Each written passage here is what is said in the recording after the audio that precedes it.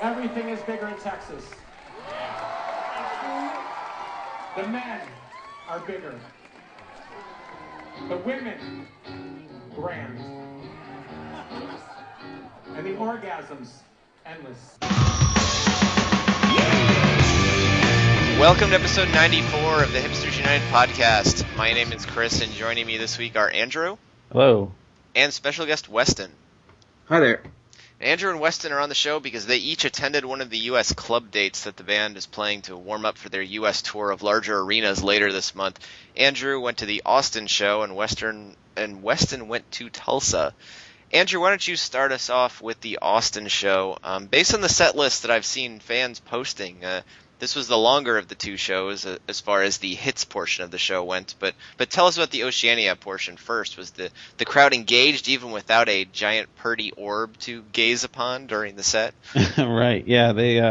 The stage is at Stubb's Barbecue in Austin is pretty big, but for the tight little space it's in. But obviously not big enough for the orb, so there was no orb. But the set, or the Quasar and Panopticon are, I think, just great set songs to open an album or open a concert. I think probably about midway through Oceania, people were starting. I heard play some old stuff about 5 songs in, so that was about the time people were starting to get restless. So did people not know? Were people aware that they were going to be doing the whole Oceania album all the way through to start? There were.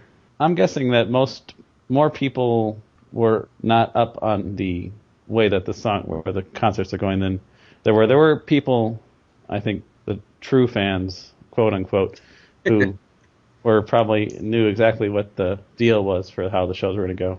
But there were a number of people who were who got a little restless midway through the slower parts of Oceania. Yeah, I can imagine once he gets into like Pale Horse and Oceania, the song, that, I mean, if I were a casual fan that didn't really know the music, that's where I would kind of start yelling and complaining, I guess. But yeah, I don't know what Billy can do as far as getting people aware of what he's doing. Post a sign out front, like, hey everybody, we're playing Oceania first. I mean, you don't want to do that because then people will come late. So yeah, exactly. Yeah, I think in general that it was very well received. In general, there wasn't a whole lot of the place shouting at Billy to play the old stuff, and I think Billy seemed to be very appreciative of the crowd through the concert. One of the first little bit of stage banners that Billy did was saying to Jeff that, believe it or not, people actually like music in Austin, as sort of a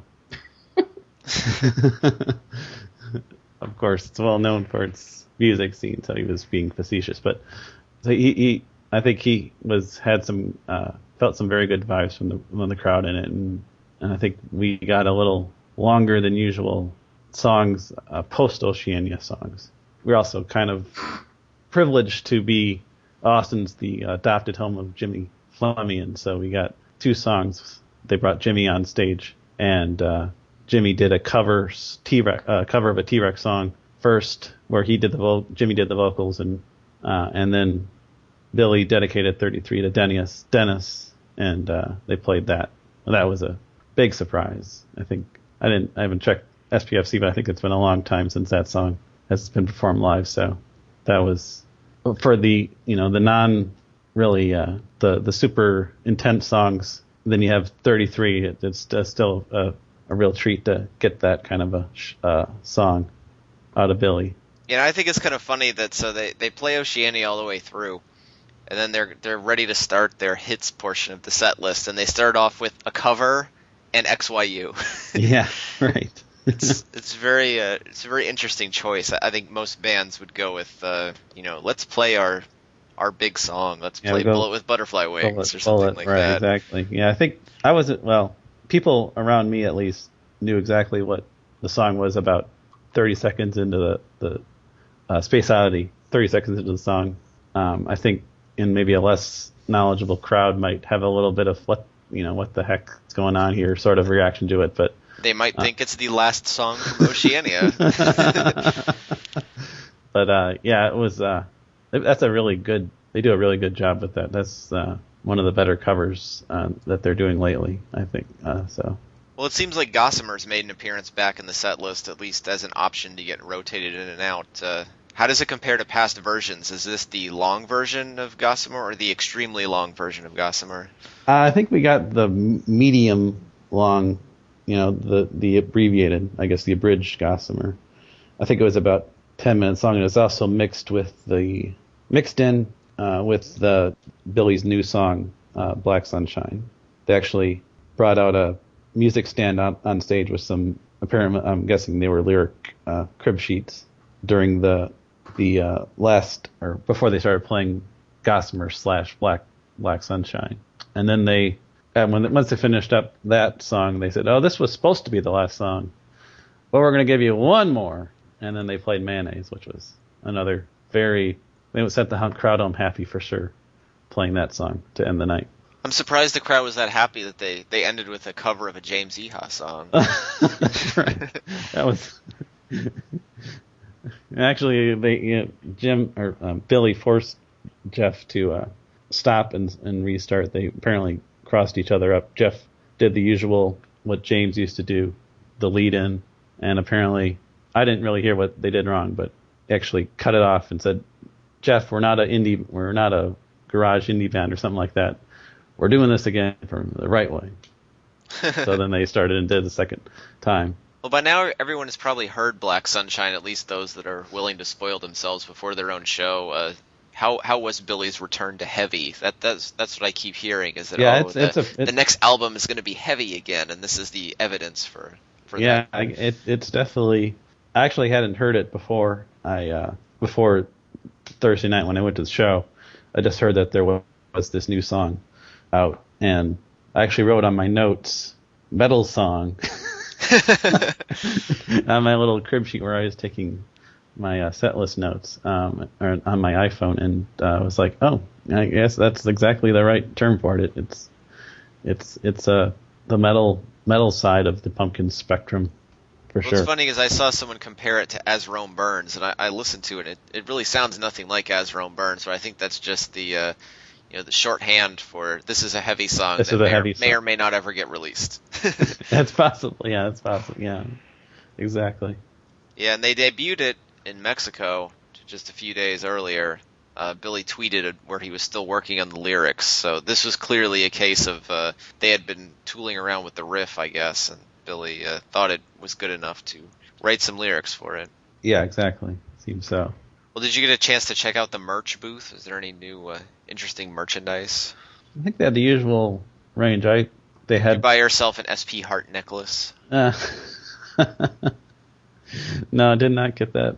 They had the beanie. They had a hooded sweatshirt, a hoodie, SP's. Forget what I think it was the Oceania cover on a hooded sweatshirt.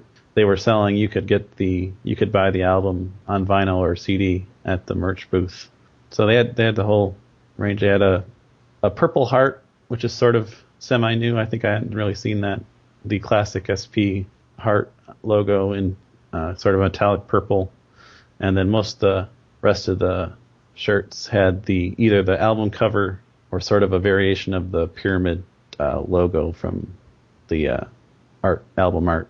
So that's your options for T-shirts and hooded sweatshirts from the stand for this tour, apparently. And did you see a lot of people carrying that vinyl around during the show? No, I did not. No, it was still crowded after the show, and that's where I met up with the people who I was attending with at the stand, and there were still quite a few people. So I think maybe if people wanted to get the vinyl, that was the time to get it after the show rather than trying to hold on to that through the show. And I assume you did not get to meet up with Billy afterwards. I haven't seen if they've done any sort of meet and greets afterwards where Billy goes out into the alley and lets creepy fans film him answering some questions. Yeah, if they did that in Austin, I didn't hang around. There was I'm guessing. Well, I don't know if they would have done it. Their tour bus was parked right in front of the venue, so they would have had to go past people to get to the bus, so it would probably have been a good spot to ambush Billy if you were up to that sort of thing. But actually, people I was with had to go to work the next day. I had an hour-long drive back to my house, so no dedication. We after about 15 minutes waiting in line at the merch booth, we wandered back to the parking lot and off we went. So no dedication to the true fandom. Asking Billy about what the new album title is going to be, or you'll have to wait and give him your clay head at some other show. Yeah, exactly. Well, Weston, tell us a little bit about Tulsa, the sights, the sounds, the shorter set.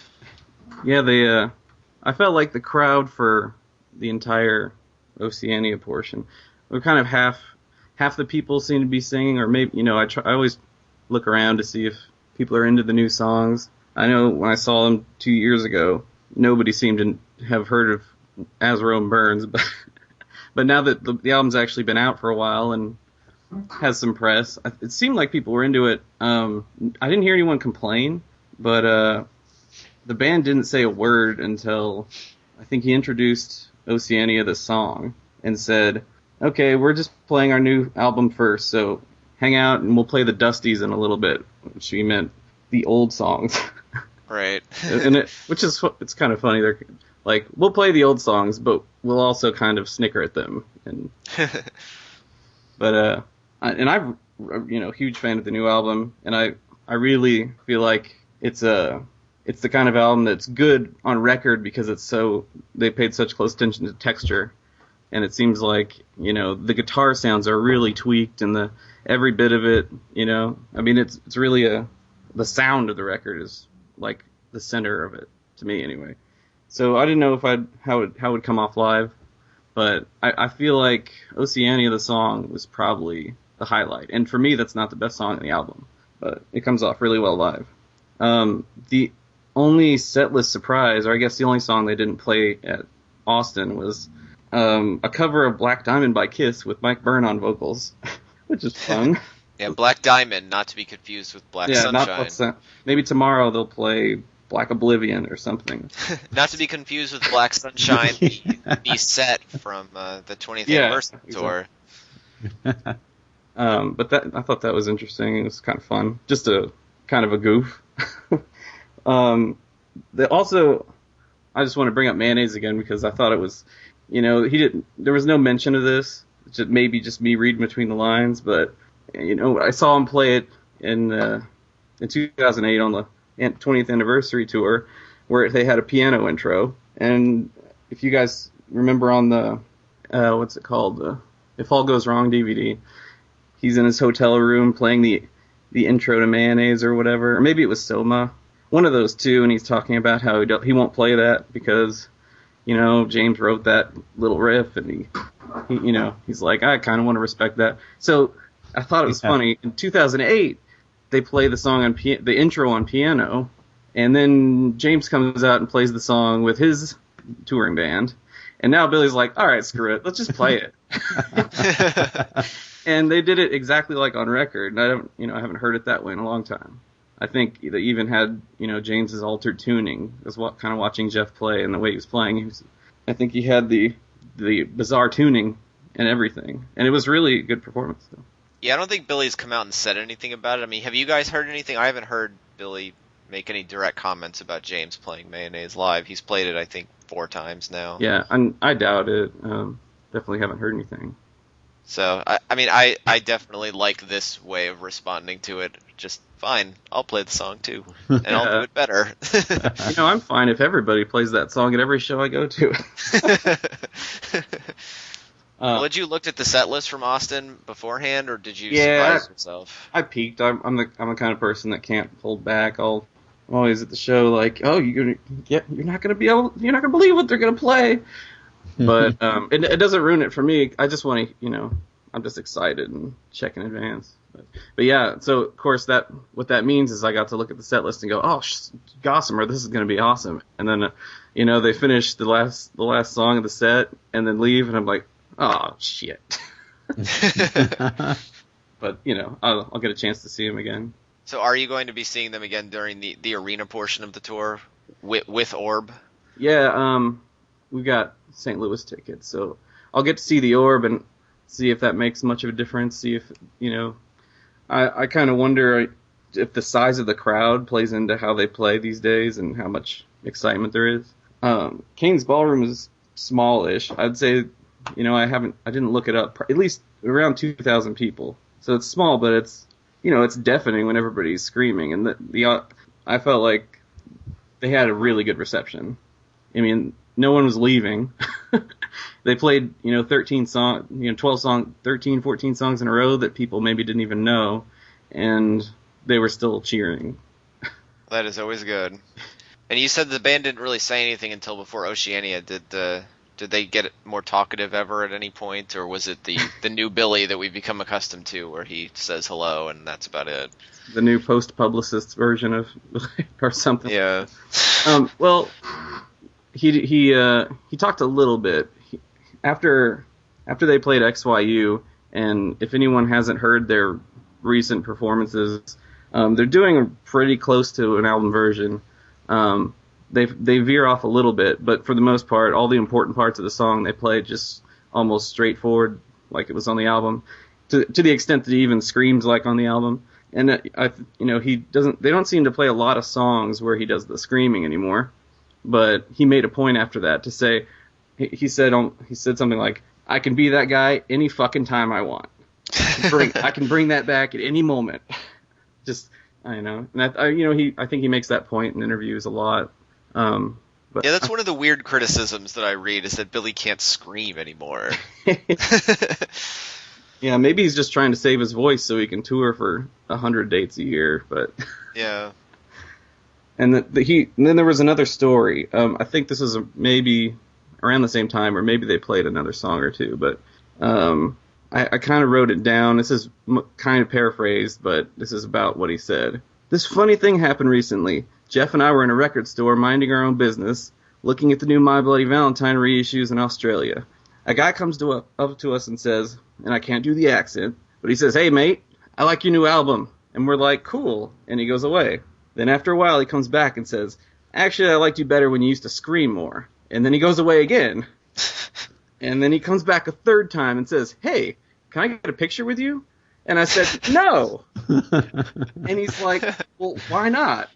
And I said, "Because I'm a dick." And then he starts talking about, like, what do you say, 13-year-old boys, just jerk off to that screaming and they can't forget about it. But I'm an old man now. But he was talking about that a lot, the screaming.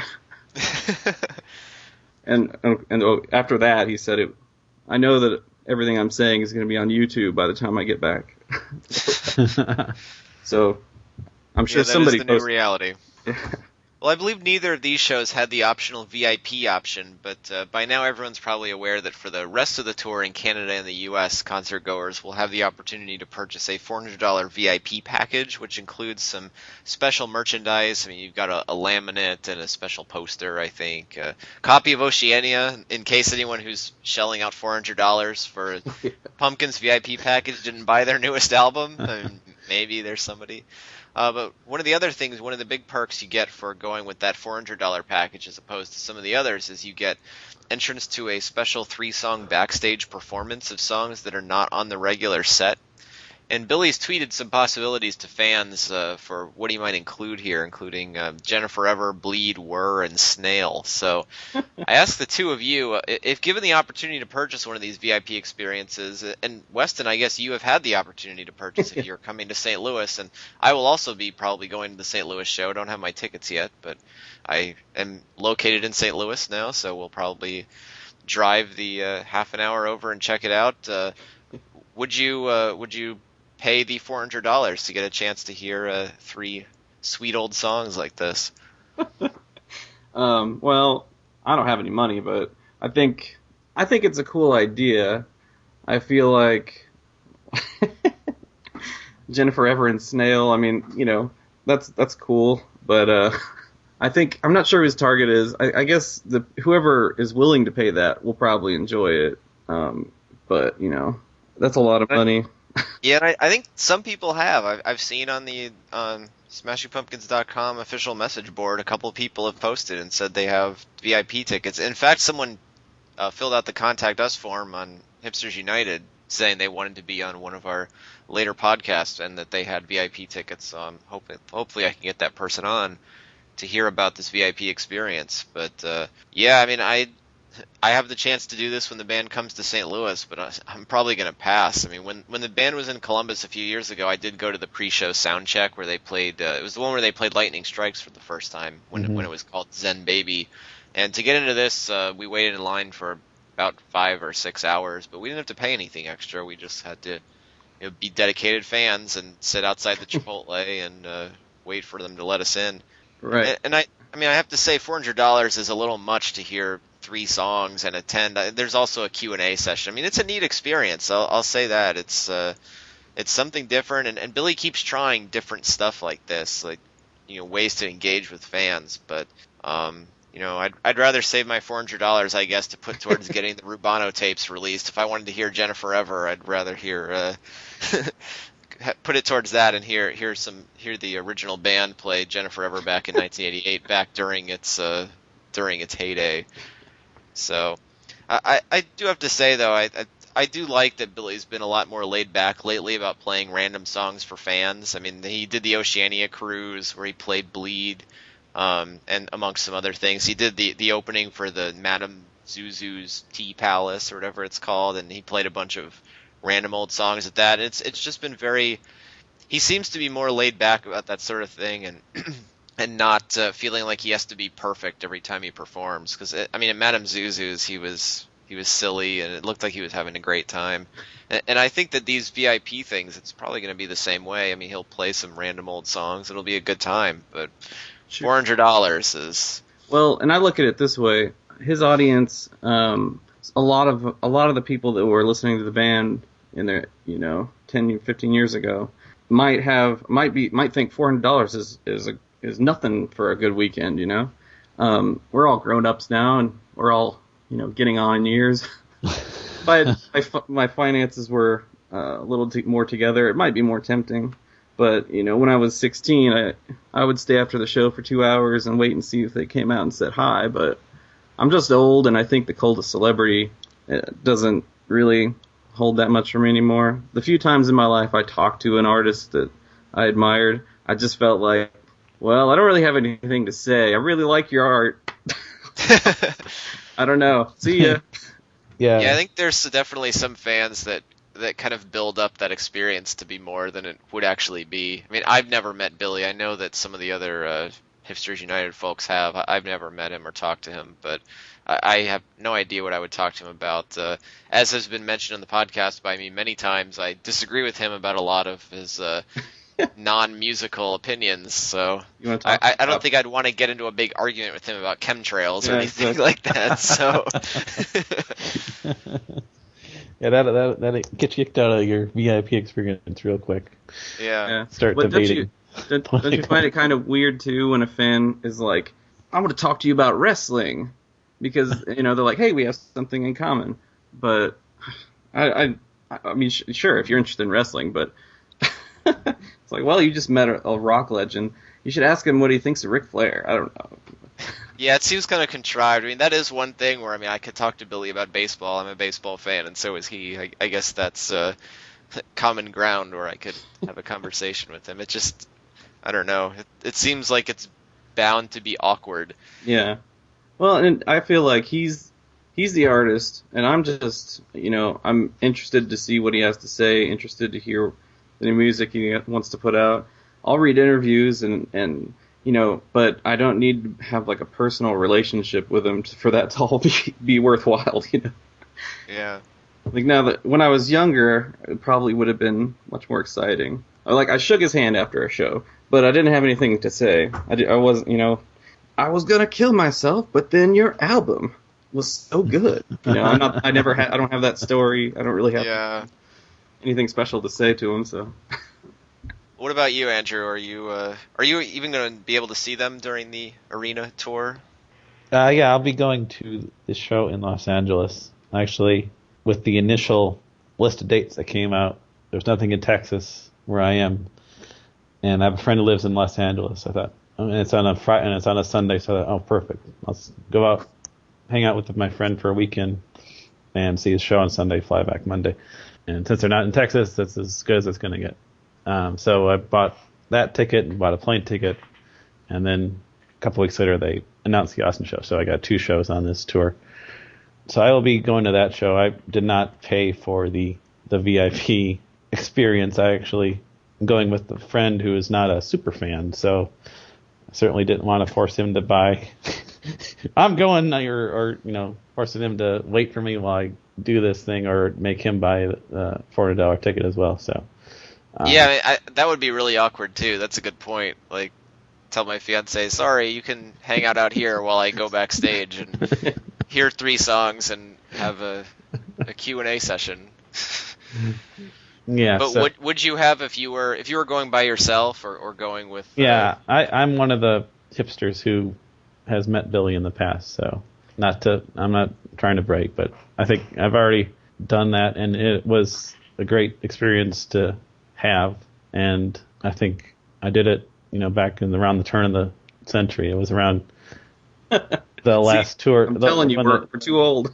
So it was, at the end of the Pumpkins' first run around 2000. So would, even if I had I think maybe if I was, had absolutely independently wealthy and had no $400 was like $4, maybe I'd do it again. But $400 is my plane ticket to get to LA to see the show. So that's my big expense for going to the show.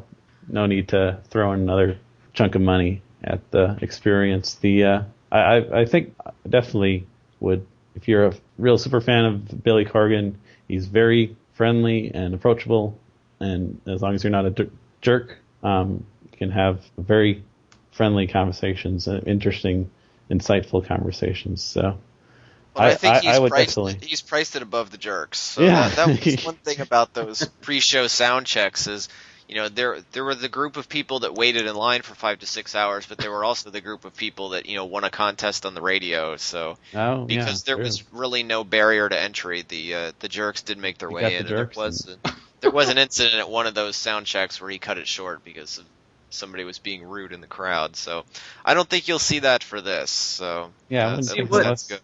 That's a good point. It's probably a reason why he put the price point at that level, to keep out the Doesn't freaks. that seem special to this band, though, that people will wait or travel just to go and say, well, I don't like you anymore. That's so bizarre. There's a list of bands that when I was 16 I thought were great that either, don't make good music anymore or I lost interest in.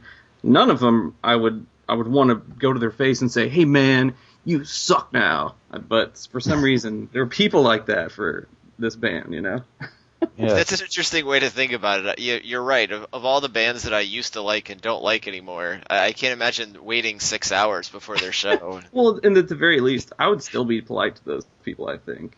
Yeah. To be honest, I didn't listen to your new album, but I really liked your old stuff. But that's embarrassing to say too, because. Yeah. But people seem to feel entitled to Billy Corgan writing songs and playing them in exactly the manner that he used to. I don't know why. Did that depress everybody too much? I think so. We're all down now. Killed the mood here. Sorry. Well, is there anything else? I mean, we haven't podcasted in a good couple months here. What have we missed? Anything else exciting going on in Pumpkinland? I guess they've announced quote unquote that they're going to work on a new album, tentative release date December 2013 or something like that. Awesome. which if anyone actually believes that, then they have not been a Smashing Pumpkins fan for very long. Yeah, it's he hasn't meant. I don't know if he said that this is still part of the, because he claims that Oceania is part of the Tiergarten cycle. So he hasn't said, oh yeah, so this is going to be the next chunk of the Tiergarten cycle is going to be this new album or not. I don't know if he's mentioned that, cleared that up or not, but there's already a rumor though that it's going to be a double album. That's because There is about every Smashing Pumpkins release now. There's a rumor that it will be a double album because apparently once you've released one, you got to keep going bigger. You got to keep that option. Got to keep that expectation high. Plus, we have to keep in mind he might be recreating. Maybe if you put Gish and Zeitgeist on right at the same time, maybe they line up. Maybe Oceania and Siamese Dream, and then he's going to do a double album. See, this is just right. It's just a sign. It's patterns. It's all patterns. Exactly. Yeah, if we check the Oceania liner notes, are there any random years in there that could have some sort of meaning at some point? Yeah. Yes. Just like 2007 in Pisces is scared. Exactly. Yeah. It might have been if there was a secret message, it might have gotten misspelled anyhow. So.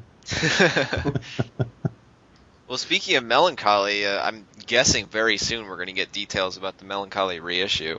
Yeah. I think there was something got posted on one of the foreign Amazon.coms. Right, the German one. I think we just know that it's 6 discs. I don't think we know any track listings yet. Yeah. I think that's still. Billy tweeted to someone that there's going to be full-length Pistachio medley songs. So yeah, that's all that matters. That's all.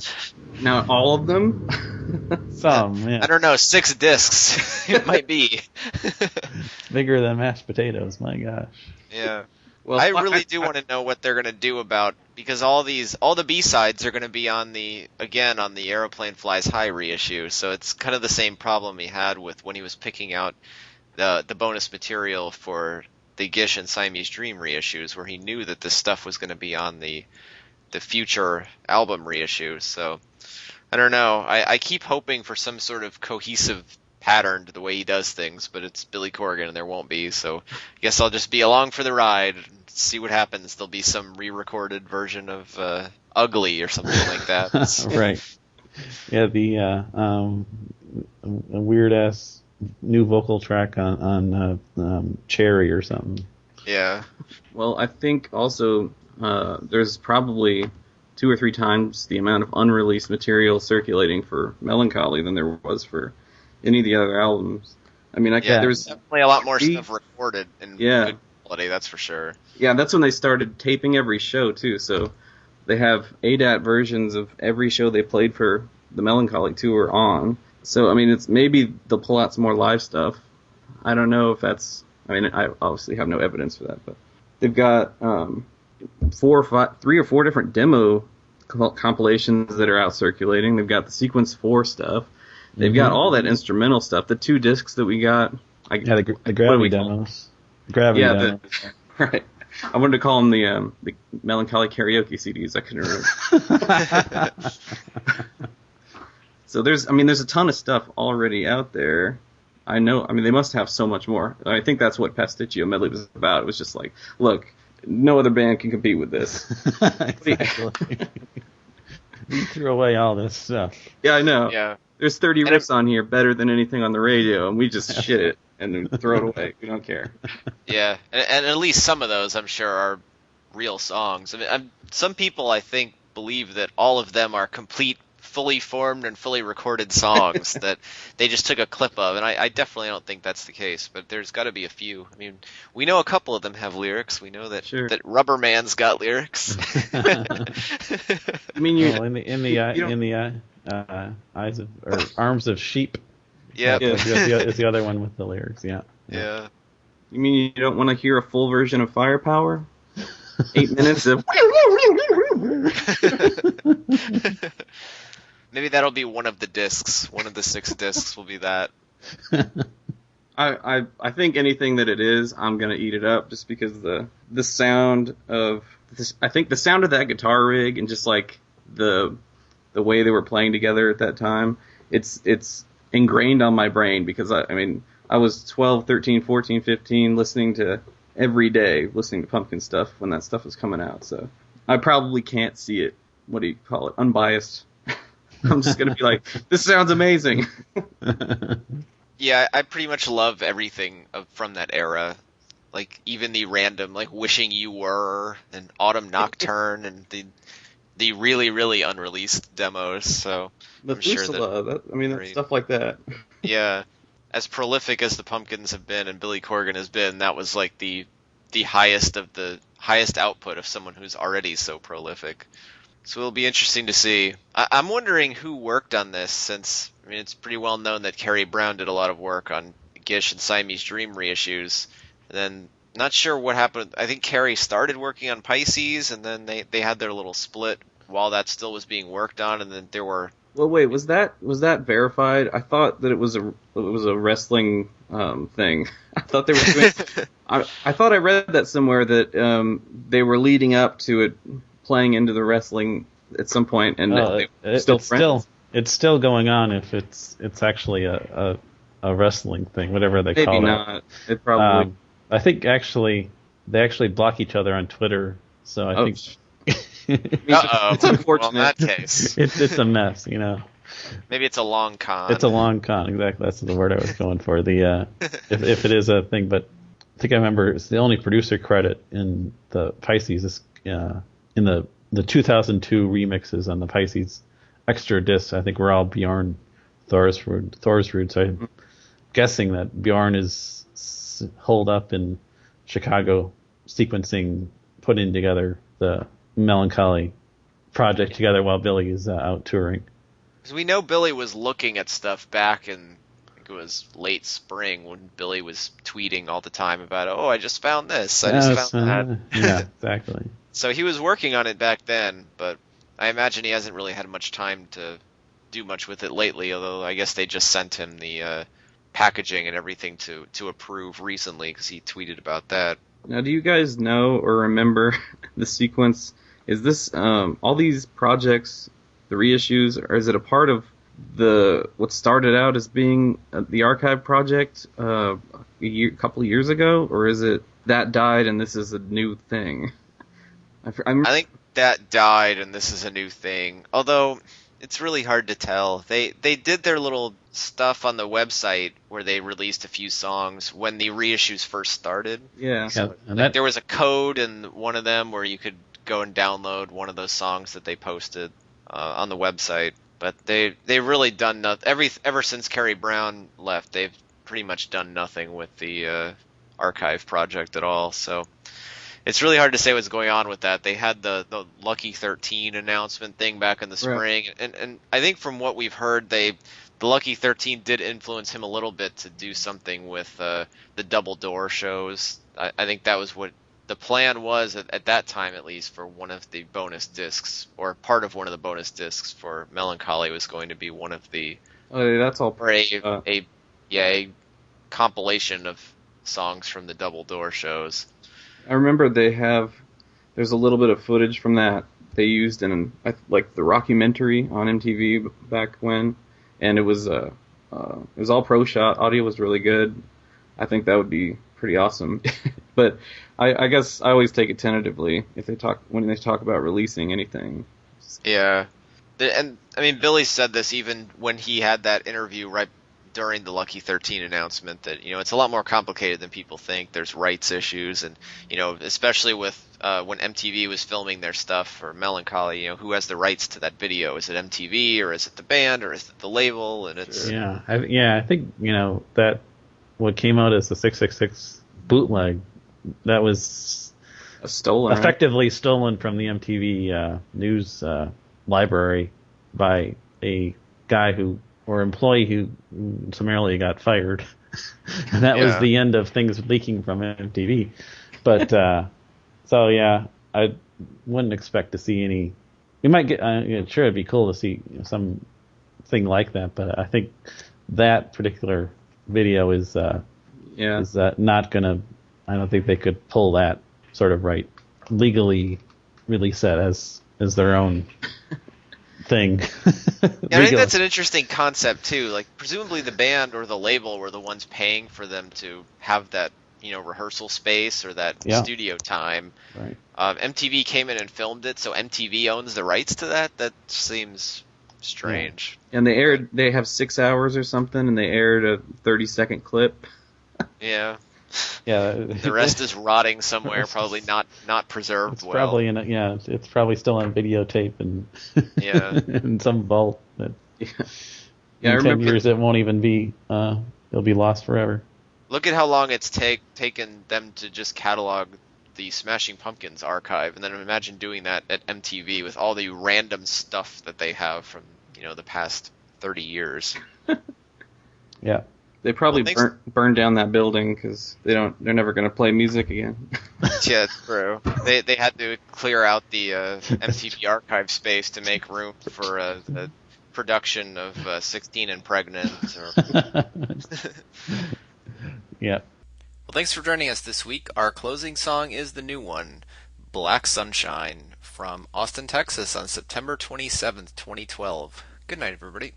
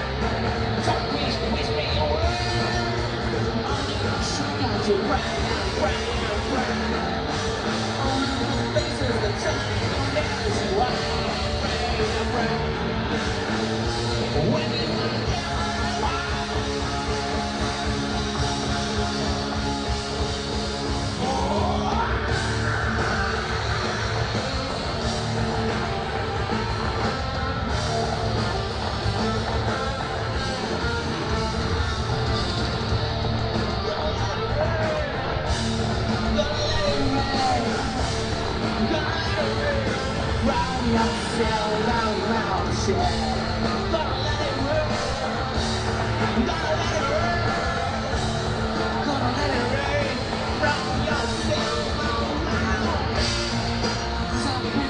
I've been waiting for forever. Not only competition, you know the struggle.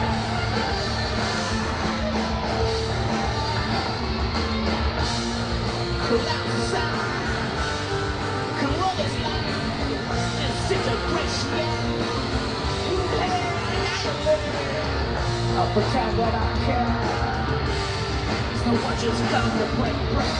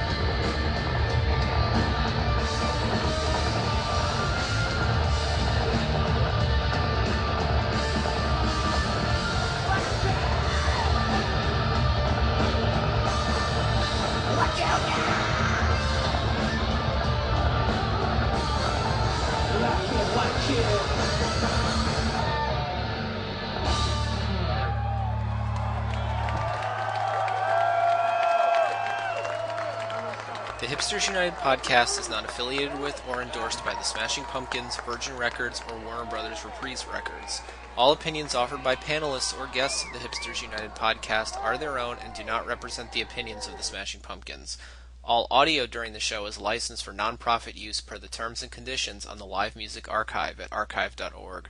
Intro music is from the Machina 2 album released for free download on the internet by the Smashing Pumpkins in September of 2000.